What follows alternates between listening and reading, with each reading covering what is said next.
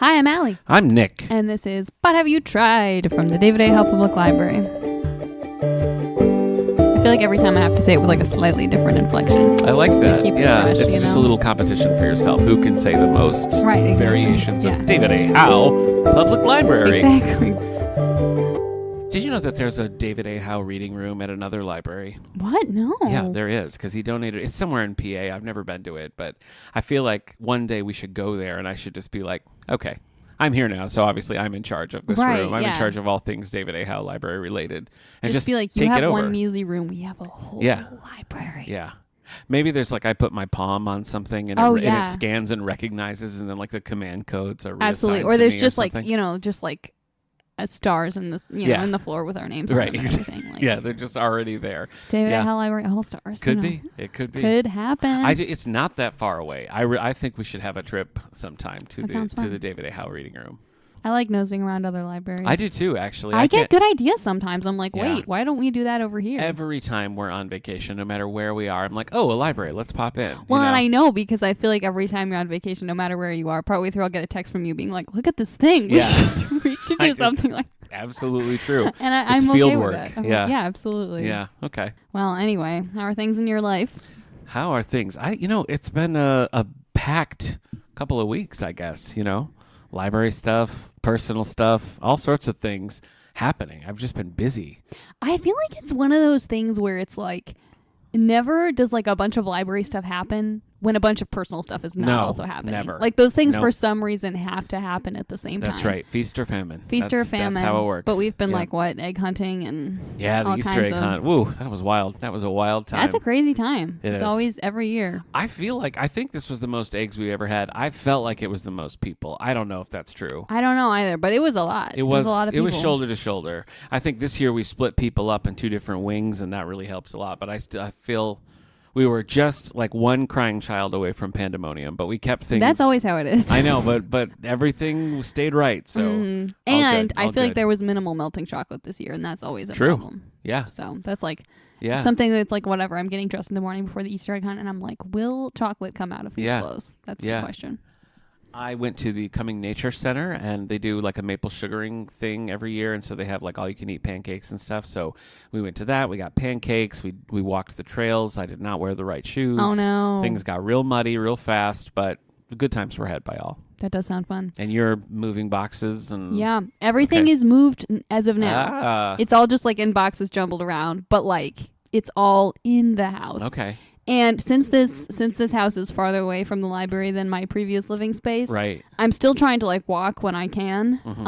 But it is a significantly longer walk. Yeah. And closer I think to what it was I'm doing. Yeah, I think it's same. Pretty similar. Yeah. I think it was last week. I knew that it was gonna rain, so I brought my umbrella with me and I walked in the morning, and then when I left, it was like downpouring. And I had the umbrella, but I didn't think like, oh, it's going to rain so much that like every sidewalk is just going to be one giant puddle. Yep. And that was the situation. And I was wearing shoes that were not waterproof, and it took 3 days for them to dry out. Yep.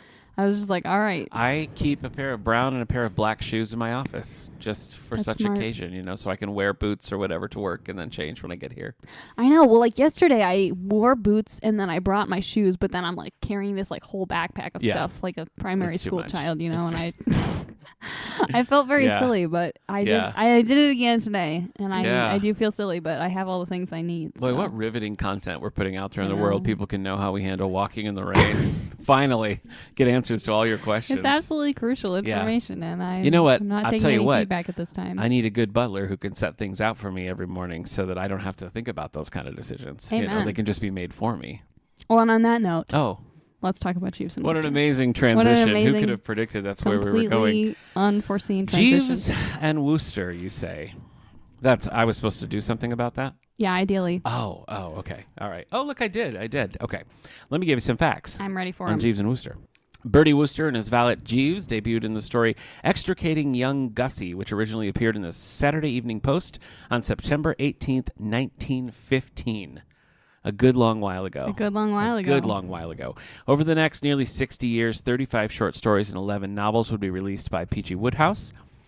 In the 2010s, the Wodehouse estate authorized new stories with several authors taking over. The first was written by Sebastian Faulks, and I didn't read that one in its entirety, but I read the first chapter just to sort of get the vibe, and I felt like he was capturing it quite well. And he has I've never read just one of his standalone books, but he wrote a James Bond book called Devil May Care, in which it's billed as Sebastian Faulks writing as Ian Fleming, and he tried to write in Fleming's style with like Fleming's notes and how he would do things, and very successfully. So I just think it's kind of interesting that two of these like classic British estates are authorizing Sebastian Faulks to take over, and they could not be more different, you know, like James Bond, Jeeves, and Wooster, very different. So I just thought that was interesting. That is cool. I didn't know that. The series was adapted as a sitcom on BBC One, where it ran for 20 episodes, and it's one that they aired, and then they were like, we don't need that, and they didn't save any of the tapes, so it's lost. You can't even. I couldn't. That's find crazy. I didn't know about that episode. Yeah. Wow. It's a thing that's in the Doctor Who world. There's a lot of the old serials that people were just not like. They'd show them, and then they were like, meh. And so there's a bunch of lost stuff, and it's like I feel like every couple of years somebody's like, oh, I found this tape in my basement that has that lost Doctor Who episode on it. So yeah, who knows? Maybe the original show will. I can't imagine just like showing something and like I can understand not like whatever keeping a bunch of copies, but like you know, seems like you'd want to have a copy around somewhere. Well, that was the thing with like Rodgers and Hammerstein's Cinderella, the Julie Andrews. It was a live TV thing, so it was live, so it wasn't filmed, I guess. And for years and years, the only surviving thing of that was somebody had like taken a camera and just shot it at the monitor. Oh my gosh. And that was the only recording of it. And I think they have since found some other things for it. That's crazy. But I mean, if you're shooting it anyway, like it feels like you just also just put have it on that film. saved Yeah, somewhere. but I think it was just a a financial thing. And so the first series is no more. The World of Wooster, it was called, 1965 to 67. Wow. Lost to the ages. So there was that, and then of course the more well-known series, which is what I was sort of familiar with, was a 1990 Stephen Fry, Hugh Laurie, Jeeves and Wooster, which ran for 23 episodes. I read that they were approached about that after Fry and Laurie, and they were kind of like, I don't really want to do that. And then they learned that the show was going to be made regardless, and they were like, well, if anybody's going to do it, it's going to be us. So that could be apocryphal, but that is what I read. That's really funny. And it makes total sense to me. It does make sense. So it was adapted for the big screen in 1919, and there were a couple films, and then again in 1936. There have been musicals, radio shows, and even a manga series, which I tried to track down, and I could not find. I could find text only, but I couldn't find That's crazy. the actual, so okay, I think well, now that's going to become like an Easter egg hunt. Yeah. I have to find that. That we talked about this the other day, and I said, I discovered something, and I would really like to dive into it before we record. There's a modern adaptation called Wake Up, Sir, which was released in 2004, and it's written by Jonathan Ames. Jonathan Ames, who is the creator of that show Bored to Death that I've been watching with Ted Danson and Jason Schwartzman and stuff. And I really like that, and so I was like, I would love to get a hold of this book. Only the Bath library in our system has it, and I put a hold on it, but it hasn't come in yet. Wow, it was not on Bath, Libby. It was not on Hoopla. Down. I know. I just could not get a hold of this book. So I do have a hold on it, and I do intend to read it so I can report back. I do think there's something sort of like magical about that kind of situation, though. Like on the one hand, it's really frustrating when there's a book that you want to read, and it's like very difficult to access. But it feels sort of like you're some like I don't know scholar seeking down this rare text. I mean, like truly, like it's never that serious, but like it feels somehow very cool to be like I placed a hold on the only copy and I can't find it anywhere else. So back when I was working in university libraries, I did a lot of interlibrary loan where one of the things I did was like tracking down sort of obscure articles and resources and stuff for students writing papers and things. But during that time, I was trying to read all of like the Jack Finney minutia that I could find. So see that episode, everybody. But have you tried Jack Finney, where Allie reads Jack Finney? And he has 2 plays. And I had read a book about Jack Finney's writing, and the book was like, no known copies exist. They're gone. And I was like, challenge accepted. Yeah, that's the only reasonable response to that information. So I dug around, and I found, because I knew he was from a lot of his stuff, a lot of his archives are in Galesburg, Illinois. And I found one random library had like an archive copy of his play This Winter's Hobby, and another had Telephone Roulette, which was a one-act play. They didn't have like any printings of it. Like they only made copies for people who were doing the play, and that was it, and it wasn't really popular. And both of those were like considered lost. And I found them. I found each one of them and requested them through Interlibrary Loan. And so I read This Winter's Hobby, which wasn't very good. And I read Telephone Roulette, which I liked, and I directed a version of that for Valley Theater. Huh. So it was really fun. So all that to say, yes, trying to find an obscure thing and finding it in the library is an exciting experience. It is an exciting experience. I do intend to read this Wake Up, Sir by Jonathan Ames when it arrives. And I think that concludes my facts. Do you have anything else to add about Jeeves and Wooster? I don't think I have any more facts to dish out. And tell me a little bit about how you discovered Jeeves and Wooster. Okay, well, the way I discovered Jeeves and Wooster is... This is a very classic Stevic family situation. I'm waiting for it. Yeah. So what happened? Your dad does say Chappie a lot, and when I was reading this, I was like, There's a lot of like things that they say in Jeeves and Wooster, like right-ho, mate, and stuff like that. That like we say a lot because of that. But my dad brought home this short story collection, Very Good Jeeves, which has Jeeves and the Impending Doom. That was the first one. That was, and basically he was just like, guys, I have something to read to you. Gather around. But he didn't tell us what it was. He was just like, very mysterious about it. I know. Was it a rare Jack Finney play? No, no, it was Jeeves and Wooster. But I mean, you never know. Yeah, it could maybe happen. he'd like it. I don't know. But he does this a lot. Like sometimes also he'll be like, all right, let's watch this movie, and we'll be like, what is it? And he'll be like, you'll find out, and we'll be like, what is it about? I'm guilty of that. I'm like, I want to have like at least a shred of context. You know what I mean? Like I want to at least know vaguely what brain state I need to be in going into the movie. But anyway, so he just started reading Jeeves and the Impending Doom, which unless you like read much beyond what I assigned to you, you probably haven't read. But it's a great one where like Jeeves and Bertie are like visiting his Aunt Agatha, who's a menace. Yeah. And she has like this, I think it's like some kind of a vicar or something like that visiting. I don't know. And he gets stuck out on this island, and Bertie goes out to like try and help him. And then there's this like angry swan, and both of them are like stuck on the roof of this little like whatever shed or like a pavilion out on the island while the swan is like going crazy, and Jeeves is like dealing with the situation. And it was really funny and great, and none of us like had any preparation for it again because it was just like surprise, I'm gonna read this thing to you. And then I think like over the following like whatever week or so, we read the other stories from that, and we all enjoyed them, and we read more of them, and then eventually we got the series and we watched it. So it's just very much a family favorite, and again, like something that we quote a lot to each other and reference and that kind of thing. Yeah, I'm quite sure I've heard your dad say some of these things. I know almost that I certainly. I would be shocked if you hadn't heard my dad say some of these things. All right, so you're a big fan. It's a family favorite. Have you just sat down and read them by yourself, or I have read some of them by myself. Yeah.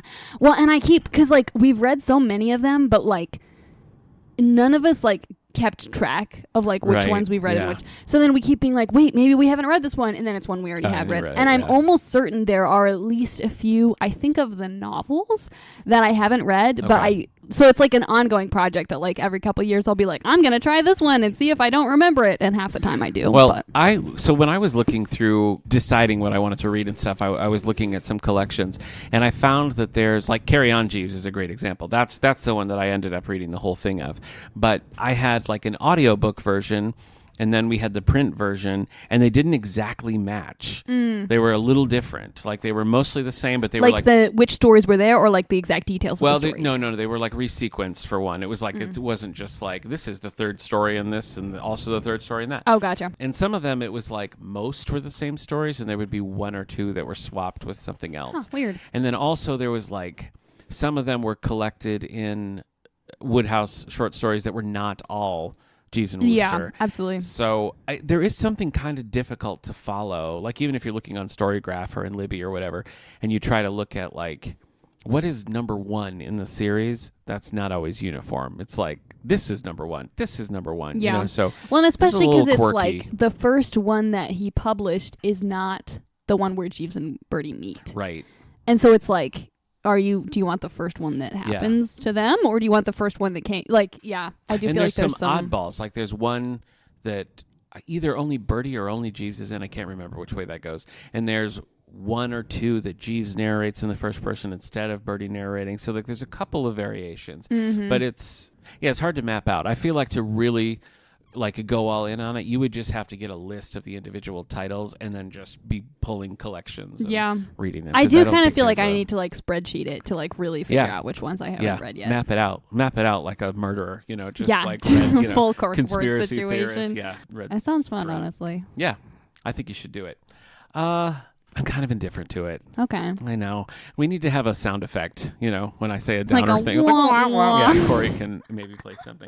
Here's how I felt about it. Okay, I'm ready. So I watched a couple episodes of the show because I randomly found that at a thrift store. Right. And I enjoyed the performances. And I it's kind of an odd one. I enjoyed it while I was watching it. And then we got the collection. And I started just reading it in my head, and I was like, no, I think I should read this out loud. And I read Carrie. Is Carrie on the very first story?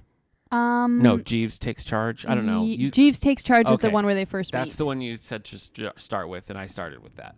And I was reading it, and I was like, this isn't really hitting. So I read it out loud to my wife and son, and I enjoyed it a lot more. I think the language of it was a lot more fun to be like speaking and sort of seeing.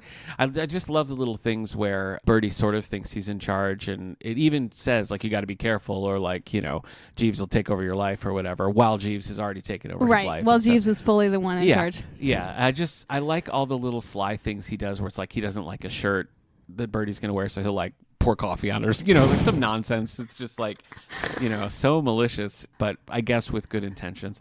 And I really liked all that kind of stuff. Or when Birdie like thinks he's getting his way, and even though he's the one narrating and explaining to you how very much he's not getting his way, like he doesn't see that. The slight unreliable narrator of it is really fun. Yeah. And it's like up to the reader to kind of be like, but wait, that's what Jeeves wanted all from along. the beginning. So what are you talking about? Like you didn't get that.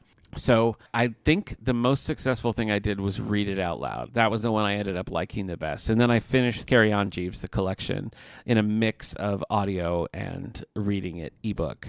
And then just sort of poked around. I really wanted to find an episode of that Lost series, and I know that would have been cool. I couldn't do it, so I failed in that regard. But I think I sort of feel about it the way I feel about like going to a basketball game. Like I probably wouldn't suggest it, but once I get there and I'm doing it, I have a good time. And then I leave and I'm like, yeah, I could do that again, but I'm never going to suggest it, or it won't pop into my head to be like, this is the thing that I want to do. I guess I can understand that. So I think I appreciated and enjoyed it, but I wouldn't pick it up naturally by myself just because I feel like it. I could see now that you brought this into my life, though, I could see my wife being like, hey, read one of those Wodehouse stories. Yeah, I can see that happening as well. I'll have a good time. Well, did I tell you about how I like texted her in advance and was like, do you know if Nick has tried this? And she was like, no, but I've tried to get him to do it. Yeah. I don't know. It's hard to put my finger on just like what it is. It's not a style that I gravitate towards. And like you've made me read a few things that were outside of what I would normally do. And I don't think there's ever been a time when I'm like, I aggressively hate this. But yeah, this kind of fits in that place of like, glad I did it, enjoyed it, would not be opposed to having to dip back into this world, but I'm probably not going to choose to do that. Are you terribly disappointed in me? No, like I'm a little disappointed, but like I could see. I accept this result. Yeah. Do you have a favorite story or character or whatever? So I've read it a few too many times now, and I feel like if I read it again, it'll really lose its charm. But my long-term favorite has been The Code of the Woosters. Okay. And that's like this whole, like, Birdie's aunt is like, hey, I need you to go into this shop and like scowl at a cow creamer and say that it's not an original. It's like a silver cow creamer piece. Okay. And so he does, but then he's like trying to take it outside in the street to see it because the guy's like, no, you're just not seeing it right. Like, take it out and just look at it.